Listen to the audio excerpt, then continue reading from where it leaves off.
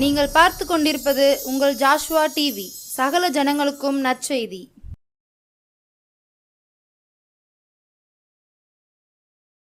ஆனந்த துதி ஒலி கேட்கும், ஆடல் பாடல் சத்தமும் துணிக்கும். ஆகாய விண்மீனாய் அவர் ஜனம் பெருகும், ஆண்டவர் வாக்கு பலிக்கும். பிரியமான தேவ ஜனமே, மீண்டுமாக உங்களையும் இந்த தொலைக்காட்சியின் வழியாக சந்திப்பதிலே மிகுந்த மகிழ்ச்சி அடைகிறேன். கர்த்தர் தாமே உங்களையும் உங்கள் குடும்பங்களையும் மென்மேலும் ஆசீர்வதிப்பாராக. நம் தேவனாகிய கர்த்தர் நம்மை இந்நாள் வரைக்கும் சுகபத்திரமாய் பாதுகாத்து வந்து நம்மையும் நம்முடைய குடும்பத்தையும் நம்முடைய பிள்ளைகளையும் நாம் செய்யக்கூடிய வேலைகள் அனைத்திலும் அவருடைய கிருபையும் இரக்கமும் அவருடைய அனுக்கிரகமும் இருப்பதை குறித்து நாமும் ஒவ்வொரு நாளும் தேவனை சோஸ்தரிக்க வேண்டும். ஒருவேளை மகிழ்ச்சியாக இருக்கக்கூடிய தருணத்தில் மாத்திரம் தேவனை நினைத்து கொண்டிருப்போமானால், ஒருவேளை துன்பம் அந்த நேரத்தில் மாத்திரம் தேவனை நினைத்து கொண்டிருப்போமானால் அதனால் எந்த பயனும் இல்லை. இயேசு கிறிஸ்துவை நாம் எந்த சூழ்நிலையிலும் எப்பொழுதும் நினைத்து கொண்டே இருக்க வேண்டும்.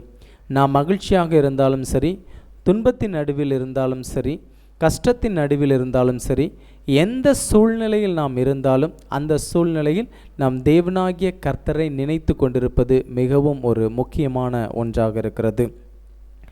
இந்த நாளிலும் நாம் தியானிக்கும்படியாக எடுத்துக்கொள்ளப்பட்ட வேத பகுதி லூக்கா எழுதின சுவிசேஷம் 13ஆம் வசனம், 14ஆம் அதிகாரம் 13ஆம் வசனம் முதல் 21ஆம் வசனம் வரைக்கும் இருக்கக்கூடிய காரியங்களை நாமும் இன்றும் தியானிக்க போகிறோம். 24ஆம் வசனம் வரைக்கும் இருக்கக்கூடிய காரியங்களை நாமும் தியானிக்க போகிறோம்.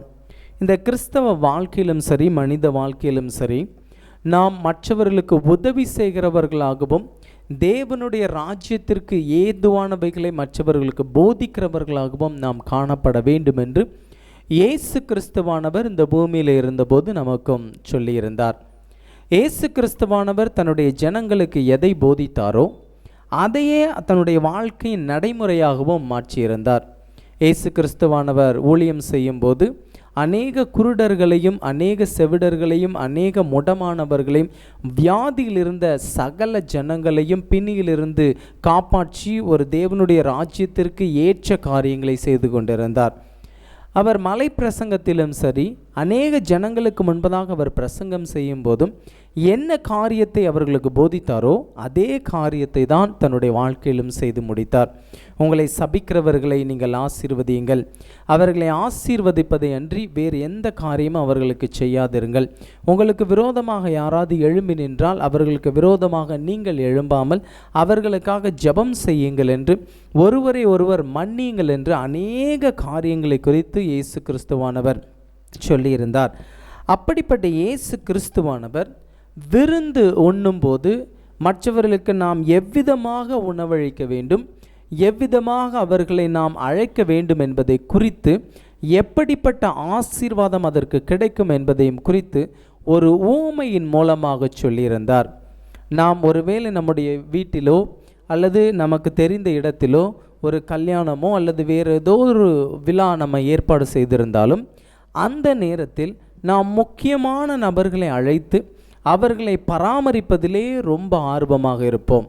ஆனால் இயேசு கிறிஸ்து சொல்லுகிறார், நீ யாரை அழைக்க வேண்டுமென்றால் ஏழையாய் இருப்பவனையும் சப்பானியையும் நடக்க முடியாதவனையும் முடமானவனையும் நீ அழைத்து அவர்களுக்கு நீ உணவு கொடுத்தால் உனக்கான ஆசீர்வாதம், இப்பொழுது அந்த ஆசீர்வாதம் உனக்கு கிடைத்தாலும் சரி, மறுமையில் உனக்கு அந்த ஆசீர்வாதம் நிச்சயமாக கிடைக்கும்.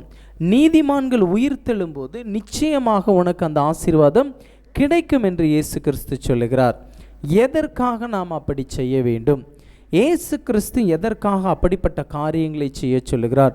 ஏனென்று சொன்னால், ஒரு மனிதன் இந்த பூமியிலே பிறந்தவுடனே, பிறப்பதற்கு முன்பதாகவே, தாயின் கருவில் இருக்கும்போதே தேவனுடைய திட்டம் அவனிடத்தில் எப்படியாக வெளிப்பட வேண்டும் என்றும், அவனை குறித்த திட்டம் என்ன திட்டம் அவனை குறித்து தேவன் ஏற்படுத்தி வைத்திருக்கிறார் என்பதையும் குறித்து ஒருவேளை அந்த மனிதன் தேவனுடைய பாதையில் சென்றால் அதற்கான ஆசீர்வாதத்தை அவன் பெற்றுக்கொள்ள முடியும். ஒருவேளை அவன் உலக பிரகாரமாக தேவனுடைய திட்டத்தை விட்டு வழி விலகி சென்றானால் அந்த ஆசீர்வாதத்தை அவன் ஒருபோதும் பெற்றுக்கொள்ள முடியாது.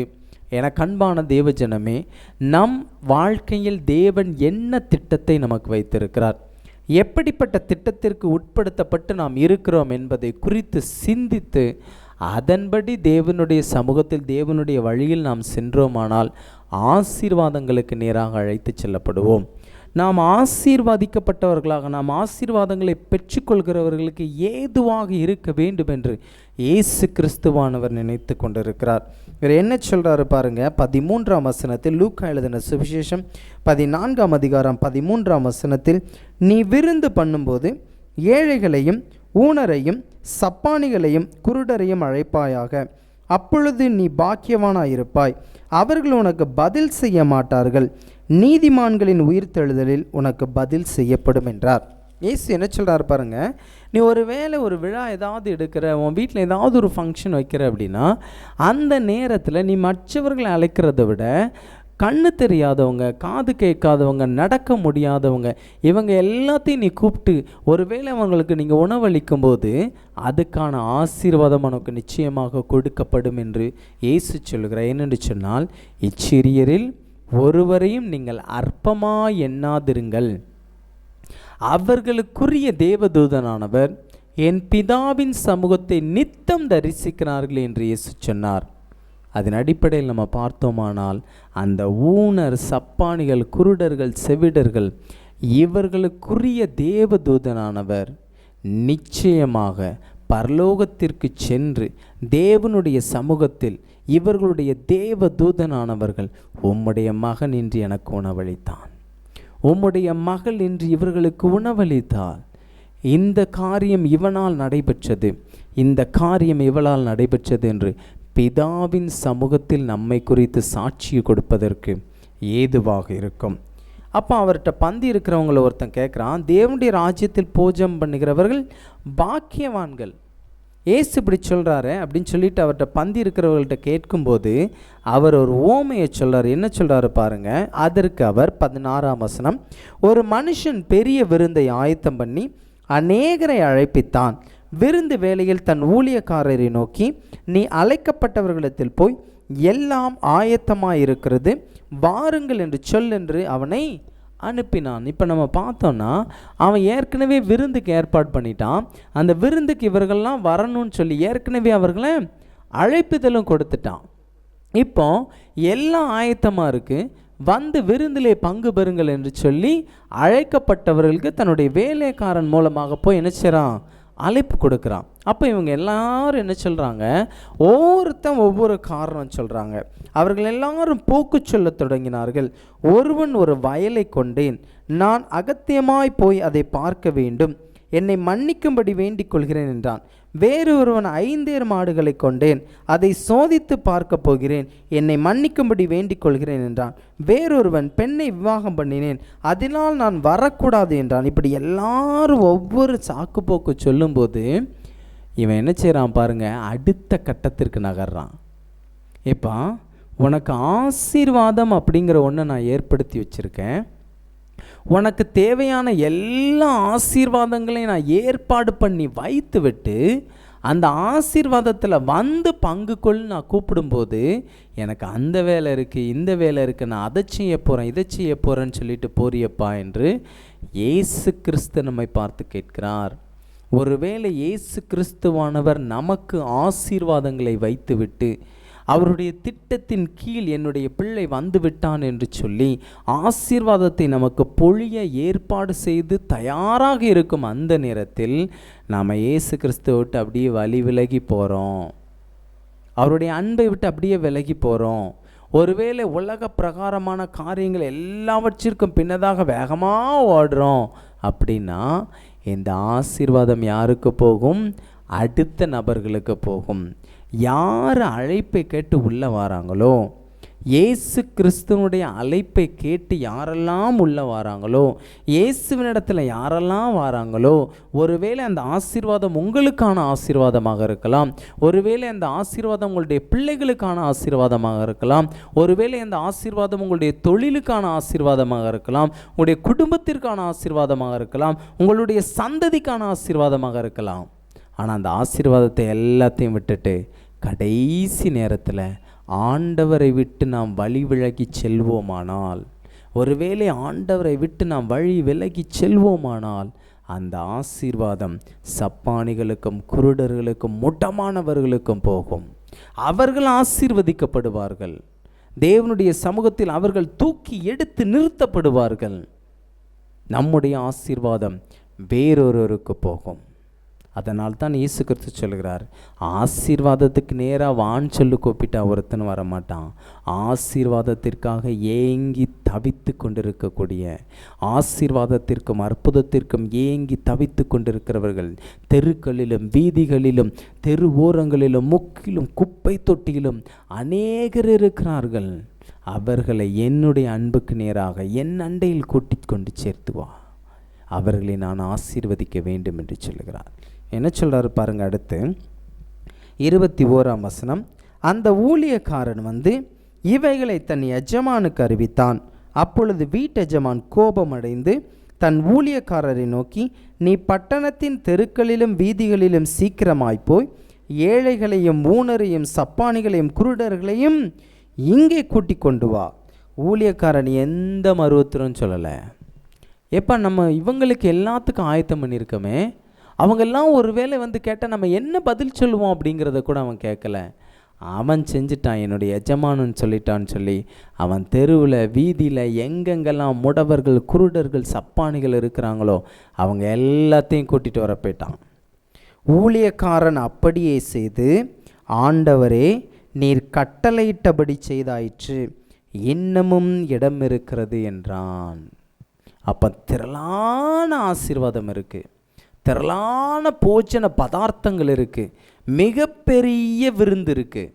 அந்த விருந்து எல்லாத்தையும் புறக்கணிச்சிட்டு, இந்த விருந்து எனக்கு வேண்டாம், இந்த ஆசீர்வாதம் எனக்கு வேண்டாம், இந்த சாப்பாடு எனக்கு வேண்டாம், எனக்கு இந்த பழங்கள் வேண்டாம், இந்த போஜனங்கள் எனக்கு வேண்டாம், நான் போய் மாட்டை பார்க்க போகிறேன், நான் போய் வயலை பார்க்க போகிறேன், என்னுடைய சொந்த வேலையை போய் பார்க்க போகிறேன், எனக்கு இது வேண்டாம் என்று உதாசீனப்படுத்தி சென்ற அநேகருக்கு ஆசீர்வாதங்கள் இல்லாமல் போயிற்று. அந்த ஆசீர்வாதம் யாருக்கு போச்சு பாருங்க? முடமானவர்கள், சப்பானிகள், குருடர்கள். அப்படியே நம்ம எடுத்துக்கிட்டோன்னா புறஜாதி மக்களுக்கு இந்த ஆசீர்வாதம் போய்விட்டது. தேவனை அறியாத மக்களுக்கு ஆசீர்வாதம் போய்விட்டது. ஒருவேளை நம்மளுடைய வாழ்க்கையில் நாம் அந்த ஆசீர்வாதங்களை தட்டி கழிப்போமானால், உதாசீனப்படுத்துவோமானால், இந்த ஆசீர்வாதம் மற்ற ஜனங்களுக்கு போய்விடும். தேவனை பின்பற்றுகிற நீ ஆசீர்வாதத்திற்கு பங்குள்ளவனாக மாற வேண்டும். தேவனுடைய ஆசீர்வாதத்திற்கு பங்கடைய வேண்டும். தேவனுடைய ஆசீர்வாதத்திலும் ஐஸ்வர்யத்திலும் அவருடைய திட்டத்திலும் நீ பங்கடைய வேண்டும். உதாசீனப்படுத்தாதே. ஆண்டவர் உன்னை ஆசீர்வாதத்துக்கு அழைக்கிறார், விருந்திற்கு அழைக்கிறார். அந்த நேரத்தில் போய் எனக்கு இந்த வேலை இருக்குது, நான் இந்த கல்யாண வீட்டுக்கு போகணும், நான் இந்த இடத்துக்கு போகணுன்னு சொல்லி செஞ்சேன்னா ஆண்டவர் உன்னை ஆசீர்வதிக்க மாட்டார். 23ஆம் வசனம், அப்பொழுது எஜமான் ஊழியக்காரனை நோக்கி, நீ பெருவழிகளிலும் வேலிகளில் இருக்கும் போய் என் வீடு நிறையும்படியாக ஜனங்களை உள்ளே வரும்படி வருந்தி கூட்டி கொண்டு வா. நீ இப்போ போய் அவங்கக்கிட்ட என்ன செய்ய வேண்டாம், மற்றவங்ககிட்ட சொன்ன மாதிரி அழைப்புதல் வச்சலாம் நீ அவங்கள கூப்பிட்டு வர வேண்டாம்ப்பா. நீ போய் அவங்கள ரொம்ப கஷ்டப்படுத்தி, அவங்க வரலனாலும் பரவாயில்ல, நீங்கள் நிச்சயமாக வந்தே ஆகணும்னு சொல்லி அவங்கள தாழ்மையாக வருந்தி கூட்டிட்டு வா. எப்படியாவது அவங்க வந்தால் போதும், எப்படியாவது வந்து அவங்க இந்த விருந்தில் அனுபவித்த ஆசீர்வாதத்தை பெற்றுக்கொண்டால் போதும். நான் மற்றவர்களுக்காக இந்த விருந்தை ஏற்பாடு செய்தேன், மற்றவர்களுக்காக இந்த காரியத்தை ஏற்பாடு செய்தேன். அதற்கு அவர்கள் தகுதி உள்ளவர்களாக இல்லை. இப்போ தகுதி இருக்கிறவர்கள் வர வேண்டும், தகுதி இருக்கிறவர்கள் வர வேண்டும். அவங்க வரட்டும், அவங்க வந்து ஆசீர்வாதத்தை பெற்றுக்கொள்ளட்டும். என்கிட்ட இருக்கக்கூடிய ஆசீர்வாதம் என்னுடைய வீடு முழுவதும் நிறைஞ்சிட்டோம், எல்லாரும் உள்ள வரட்டும்னு சொல்லிட்டான். நம்முடைய வாழ்க்கையிலும் நாம் எப்படிப்பட்ட ஆசீர்வாதங்களை பெற்றுக்கொள்வதற்கு எப்படிப்பட்ட மனநிலையில் இருக்கிறோம், எப்படிப்பட்ட சூழ்நிலையில் இருந்து தேவன் நம்மை தூக்கி எடுத்து நிறுத்தினார். நாம் சாகக்கூடிய தருவாயில் இருந்தோமா, கடன் பிரச்சனையில் சிக்கி தவித்து கொண்டிருந்தோமா, இந்த நாளை நாம் எப்படி கடத்த போகிறோம், நாம் எப்படி அவனுக்கு பதில் சொல்ல போகிறோம், நாம் எப்படி இந்த காரியத்திலிருந்து மீண்டு வெளியே வரப்போகிறோம் என்று தவித்து கொண்டிருந்தோம். அப்படிப்பட்ட சூழ்நிலையிலிருந்து தூக்கி எடுத்து உன்னை ஒரு நல்ல நிலைமையில் வைத்திருக்கக்கூடிய தேவன் சொல்லுகிறார், என்னுடைய விருந்திற்கு நீ வா, என்னுடைய ஆலயத்திற்கு வா, என்னுடைய ஆசீர்வாதத்திற்கு நேராக வா. நீ ஏன் இந்த ஆசீர்வாதத்தை உதாசீனப்படுத்துகிறாய்? ஏன் இந்த ஆசீர்வாதத்தை நீ தட்டி கழிக்கிறாய்? அப்படி நீ செய்யும்போது இந்த ஆசீர்வாதம் மற்றவர்களுக்கு போய்விடும் மகனே, இந்த ஆசீர்வாதம் மற்றவர்களுக்கு போய்விடும். தேவன் கொடுக்கக்கூடிய ஆசீர்வாதத்தை விட்டு விலகி செல்லாதே. அவர் இன்னும் ஆசீர்வதிப்பதற்கு அவர் எப்பொழுதும் தயாராக இருக்கக்கூடிய தேவன். 24ஆம் வசனம், அழைக்கப்பட்டிருந்த அந்த மனுஷரில் ஒருவனாகிலும் என் விருந்தை ருசி பார்ப்பதில்லை என்று உங்களுக்கு சொல்கிறேன் என்றார் என்று சொன்னார். இயேசு என்ன சொல்லார் பாருங்க, அந்த எஜமான் என்ன சொல்கிறான்னா, நான் ஏற்கனவே அழைப்பு கொடுத்து அவங்க உதாசீனப்படுத்தின யாரும் நம்ம உள்ளே வர முடியாது, அவர்கள் என்னுடைய ஆசீர்வாதத்தை ருசி பார்க்க முடியாது. எனக்கு அன்பான தேவஜனமே, பரலோக ராஜ்யத்திற்கு தகுதி உள்ளவர்களாக உங்களையும் என்னையும் தேவன் மாற்றிக்கொண்டிருக்கக்கூடிய நேரத்தில் பரலோக ராஜ்யம் என்கின்ற விருந்திற்கு நாம் தகுதி உள்ளவர்களாக அழைக்கப்பட்டவர்களாக இருக்கும்போது தேவன் வந்து நம்மை அழைத்து கொண்டு செல்லக்கூடிய அந்த நேரத்தில் எனக்கு அந்த வேலை இருக்கிறது, இந்த வேலை இருக்கிறது என்று சொல்லி தேவனை விட்டு வழி விலகி நாம் செல்லும்போது ஒருபோதும் தேவனுடைய ராஜ்யத்திற்கு பங்கடைய மாட்டோம் என்பதை தேவன் சொல்லுகிறார். உவமையின் மூலமாக தேவன் சொல்லக்கூடிய காரியம், என்னுடைய ஆசீர்வாதத்தில் என்னுடைய பரலோக ராஜ்யத்திற்கு நீ அழைக்கப்பட்டவனாக இருக்கிறாய், என்னுடைய பரலோக ராஜ்யத்திற்கு நீ அழைக்கப்பட்டவளாக இருக்கிறாய். அந்த பரலோக ராஜ்யத்திற்கு உன்னை நான் அழைத்து கொண்டு போகக்கூடிய அந்த நேரத்தில் நீ என்னை விட்டு வழி விலகி வேறு இடத்திற்கு சென்று கொண்டிருக்கிறாய். உன்னை இனி நான் அழைப்பதில்லை. நீ இனி பரலோக ராஜ்யத்திற்கு நீ பங்குள்ளவளாக மாறப்போவதில்லை. தேவன் கொடுத்த ஆசீர்வாதத்தை விட்டு ஒருபோதும் வழி விலகி செல்லக்கூடாது. தேவனுடைய பலத்த கைக்குள் ஏற்ற காலத்தில் அவர் நம்மை ஆசீர்வதிக்கும்படி, அவர் நம்மை உயர்த்தும்படி, ஏற்ற காலத்தில் தேவன் உங்களை உயர்த்தும்படிக்கு அவருடைய பலத்த கைக்குள் அடங்கியிருங்கள் என்று வேதம் சொல்லுகிறது. அவருடைய பலத்த கைக்குள் அடங்கியிருக்க வேண்டும். ஆசீர்வாதங்களை நாம் பெற்றுக்கொள்ள வேண்டும் என்றால் ஆசீர்வாதத்தின் இறுதி எல்லை வரைக்கு செல்ல வேண்டும். ஆசீர்வாதத்தின் இறுதி எல்லை வரைக்கு செல்ல வேண்டும். இறுதி எல்லை வரை சென்று ஆசீர்வாதத்தை பெற்றுக்கொள்ள வேண்டும். ஒருவேளை நாம் பாதியிலே திரும்பி செல்வோமானால், உலகத்தின் பின்னதாக நாம் ஓடுவோமானால், நிச்சயம் ஒரு நாளும் ஆசீர்வாதத்தை பெற்றுக்கொள்ள முடியாது. தேவன் நமக்கு ஆசீர்வாதங்களை வைத்திருக்கிறார். தேவன் நமக்கு மிகப்பெரிய விருந்தை ஆயத்தம் பண்ணி வைத்திருக்கிறார். அவர் சொன்ன காரியம், நான் போய் உங்களுக்கு ஒரு ஸ்தலத்தை ஆயத்தம் பண்ணுகிறேன், நான் எங்கே இருக்கிறேனோ அங்கே நீங்களும் இருக்க வேண்டும் என்று சொன்னார். நாம் அங்கே அவரோடு சந்தோஷமாக நிறைவான இயேசு கிறிஸ்துவில் பூரணப்பட்டு இருக்க வேண்டும். அப்படிப்பட்ட கிருபையை தேவன் நமக்கு தரும்படிக்கு கண்களை மூடி ஒரு விசை ஜெபம் செய்வோம். கண்களை மூடி, எங்களை அதிகமாய் நேசிக்கிற எங்கள் அன்பின் பரலோக பிதாவை துதிக்கிறோம், சோஸ்தரிக்கிறோம். அப்பா, நீர் எங்களுக்கு கொடுத்த ஆசீர்வாதங்களுக்காக உமக்கு நன்றி செலுத்துக்கிறோம். அப்பா, நீர் எங்களுக்கு இனி தரப்போகிற ஆசீர்வாதங்களுக்காக உமக்கு நாங்கள் நன்றி செலுத்துகிறோம். அப்பா, நீர் எங்களுக்கு வைத்திருக்கக்கூடிய ஆசீர்வாதங்களுக்காக உம்மை துதிக்கிறோம். அப்பா, ஆண்டவரே, பரலோக ராஜ்யம் என்னும் விருந்து அரண்மனைக்கு நாங்கள் தகுதி உள்ளவர்களாக மாற அழைக்கப்பட்டவர்களாக இருக்கிறோம். அப்பா, ஆனாலும் கடைசி நேரத்தில் இந்த அழைப்பை உதாசீனப்படுத்தி வழி விலகி செல்லாதபடிக்கு பாதுகாத்து கொள்ளும். அப்பா, இப்பொழுதும் நிகழ்ச்சியை பார்த்து கொண்டு கர்த்தாவே, உம்முடைய ராஜ்யத்தில் உம்முடைய விருந்திலே நான் பங்கு கொள்ள நான் அழைக்கப்பட்டவனாக இருக்கிறேன். அப்பா, நான் விலகி செல்லாமல் உம்முடைய ராஜ்யத்தில் உம்முடைய விருந்தில் பங்கு கொள்ள எனக்கு கிருபை செய்யும் என்று யாரெல்லாம் உம்மை நோக்கி கேட்டுக்கொண்டிருக்கிறார்களோ ஒவ்வொரு பிள்ளைகளையும் ஆண்டவர் நம்முடைய ராஜ்யத்தில் நீர் ஏற்றுக்கொள்ளும் அப்பா. இப்பொழுதும் பார்த்து கொண்டிருக்கக்கூடிய ஒவ்வொரு பிள்ளைகளையும் ஆசீர்வதிங்க. உம்முடைய பலத்த கரத்திற்குள் வைத்து அவர்களை உயர்த்துங்க. என்ன காரியத்திற்காக இப்பொழுது உம்மை நோக்கி வேண்டுதல் செய்து கொண்டிருக்கிறார்களோ அந்த காரியத்தில் நூறத்தனையாய் அவர்கள் ஆசீர்வாதங்களை பெற்றுக்கொள்ள கிருபை கொடுங்கப்பா. உம்முடைய கரத்தில் எங்களை ஒப்பு கொடுக்கிறோம். வழி நடத்தும் ஆசீர்வதியும். இயேசுவின் மூலம் ஜெபிக்கிறோம் எங்கள் ஜீவனுள்ள நல்ல பிதாவே, ஆமேன்.